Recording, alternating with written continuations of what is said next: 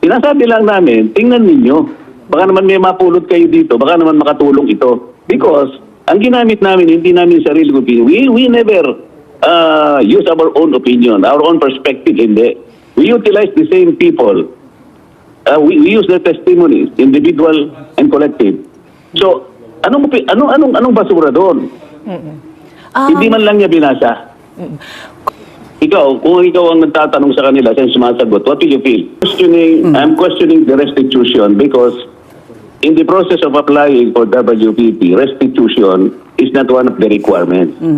Pinipilit nila yon para makapamili sila kung sinong mag-a-apply. Paano ito? Sinong magsasabi sa kanila kung magkano i-restitute ng mga diskayas?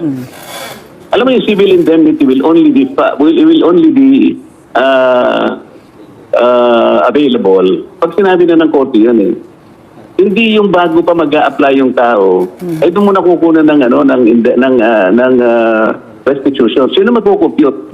Magkano? Baka pagmula ng corruption yun ang sinasabi ko sa kanila. Kung wala sa batas, bakit nyo pinapalitan? Hindi ba you're bending the law?